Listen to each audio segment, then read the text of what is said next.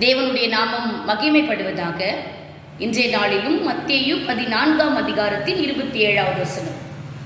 உடனே இயேசு அவர்களோட பேசி, திடன் கொள்ளுங்கள், நான் தான், பயப்படாதிருங்கள் என்றார். இந்த வார்த்தையை கர்த்தர் எப்பொழுது பேசுகிறார் என்று நாம் பார்க்கும்போது, இயேசு கிறிஸ்து படகுலே சிஷ்யர்களை அனுப்பிவிட்டு தனிமையிலே போய் ஜெபித்து பிறகு அவர் அங்கிருந்து கடந்து வரும்பொழுது அதற்குள்ளாக என்ன ஆகிறதுன்னு சொல்லி பார்க்கும்போது 24ஆம் வசனத்தில், அதற்குள்ளாக படகு நடுக்கடலிலே சேர்ந்து எதிர்காற்றாய் இருந்தபடியினால் அலைகளினால் அலைவுபட்டது. படகு நடுக்கடல் இருக்கு, எதிர்காற்று அதிகமாக வீசுது, அந்த காற்றை எதிர்த்து படகால மூவ் பண்ண முடியல, படகு அலைவுபடுகிறது.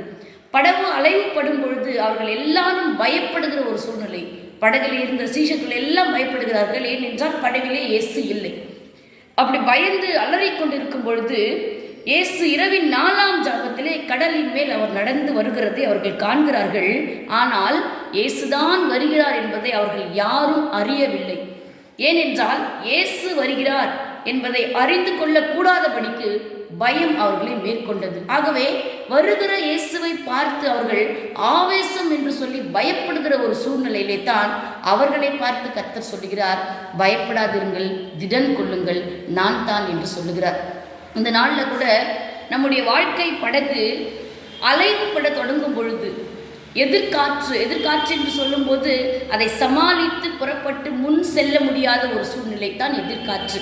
அப்படிப்பட்ட ஒரு சூழ்நிலையில் இருக்கும்போது நம்ம கண்ணுக்கு தெரிஞ்சதெல்லாம் ஒன்று தான், என்னன்னு சொன்னால் எதிர்த்து வருகிற எதிர்காற்று மட்டுமே. ஏனென்றால் படகு அலைவுபடுகிறது, எப்பொழுது கவிழும் என்று தெரியாது, என்ன நடக்கும் தெரியாது. இந்த ஒரு சூழ்நிலையில சுற்றி நடக்கிற பிரச்சனைகளையும் எதிர்த்து வருகிற காற்றையும் மாத்திரமே நம்முடைய கண்கள் காண்கிறதுனால இயேசுவை நோக்கி நம்முடைய கண்களை செலுத்த முடியவில்லை. அப்படிப்பட்ட ஒரு சூழ்நிலையில கூட பயந்து போய் இருக்கிறதுனால தான் இயேசுவை அறிந்து கொள்ள முடியவில்லை என்பதை அறிந்த கர்த்தர் முதலாவது அவர்களை திடப்படுத்துகிறார்.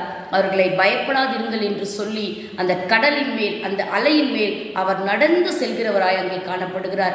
இதை கேட்டுக்கொண்டிருக்கிற உங்களுடைய வாழ்க்கையில கூட எதிர் நிற்கிற பிரச்சனை, எதிர்பார்க்க போகிற காரியம், நாம் சந்திக்க வேண்டிய சூழ்நிலை ஒருவேளை நம்மை பயமுறுத்தி கொண்டிருக்கலாம். இதை நான் எப்படி கடந்து செல்வேன், இதுக்கு யார் எனக்கு உதவி செய்வார்கள் என்று ஒருவேளை நம்ம அந்த படகு எப்படி அலைந்து கொண்டிருக்கிறதோ அதுபோல் நம்முடைய மனம் அலைந்து கொண்டிருக்கலாம். ஆனால் அப்படிப்பட்ட ஒரு சூழ்நிலையில் எதின்மேல் கர்த்தர் வருகிறார் என்று பார்க்கும் பொழுது எந்த அலைகளினால் படகு அலைப்படுகிறதோ அதே அலைகளின் மேல் இயேசு நடந்து வருகிறார். அல்லேலூயா.